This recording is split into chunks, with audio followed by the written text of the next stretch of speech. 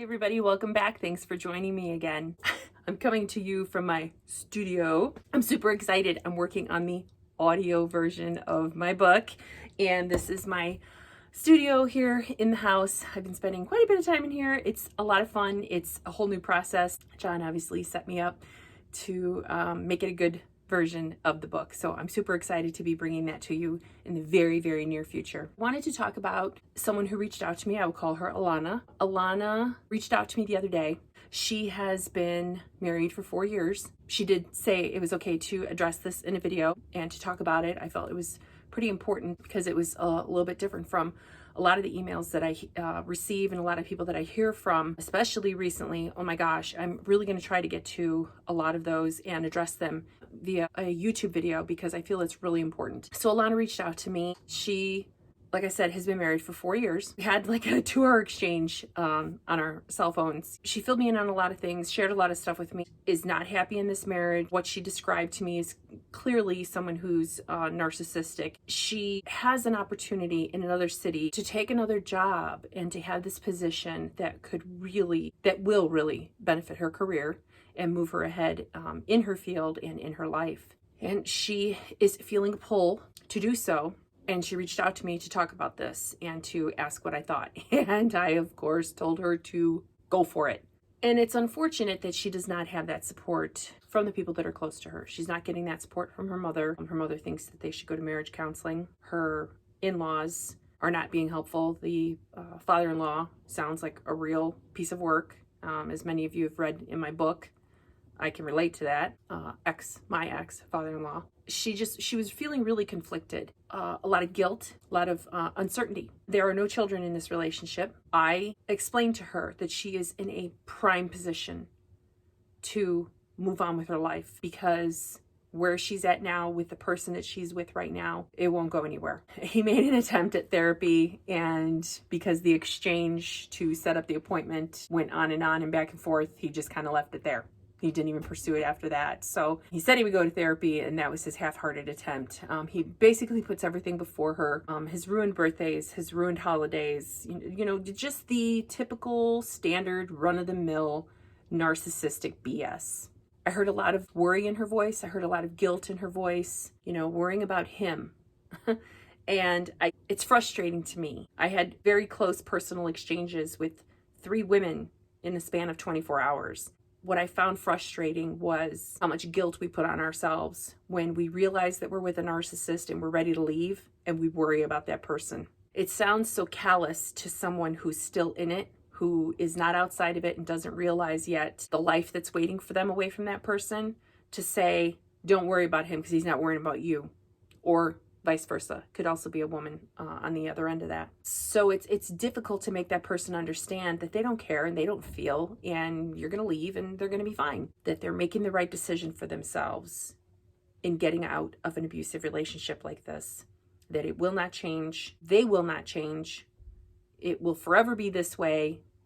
All the empty promises are going to be just that from now till doomsday. Empty promises. I pointed out that she's very fortunate that she's only 4 years into this relationship. There are no children involved. It could be a lot more complicated, as many of you know. I know that for myself, having had 3 children in that relationship with my ex. I just couldn't emphasize enough to her, Alana, if you're watching this, don't sell yourself short. Don't worry about him. Go move on with your life. Go find the person that you should be, because you're not her right now, not with him. When you leave, and you leave for that new city that we both love, leave all that guilt behind.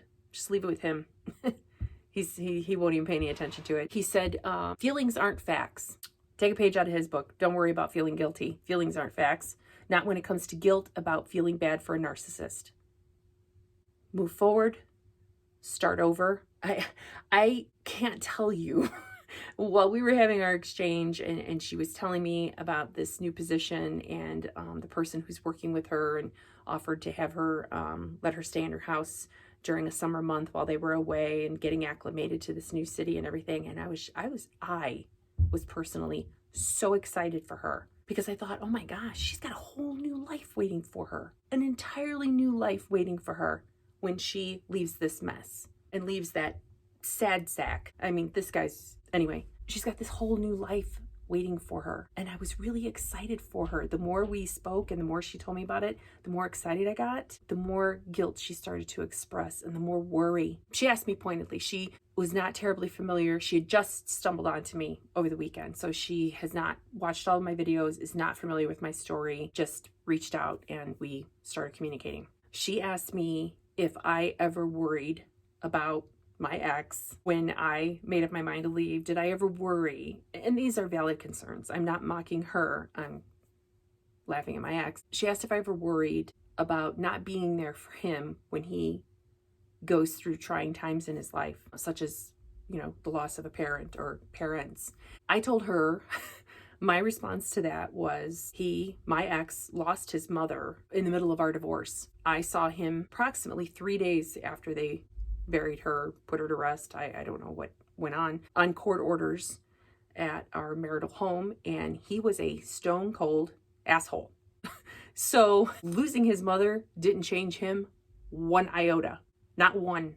And I didn't expect to walk up and suddenly see this big teddy bear, a completely different person.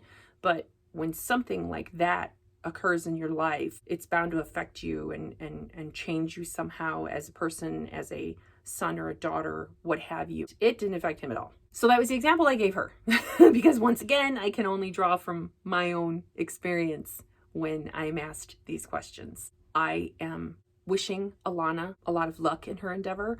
I'm wishing Alana good things, hoping that she finds the peace that she needs and the ability to let go and not drag all of that ugliness and guilt and all those bad feelings with her to her new city, because she needs to leave that all behind, based on what her and I shared. There goes my dog. Based on what she shared with me, and based on what I know, she needs to move on and start over and find someone who loves and appreciates her. She struck me as, Alana, you struck me as a very special, warm, loving soul. And you deserve much more than you're getting in the relationship that you're in right now. And we all deserve happiness. Yes, my advice to her was to move on and to take that opportunity in that new city and to grow and to move forward, because he's not growing. He's not moving forward. He's spinning his wheels. He's dead weight. He's holding her back. I know exactly what that's like. I can relate to it on every single level. And that's just where they stay in life. Once they're there, they just never move from there. And we have all this energy and love and goodness that we want to give and share with people and share with the world. We can't do that when we're with a narcissist. Alana, I hope this helps. Let's all wish her well.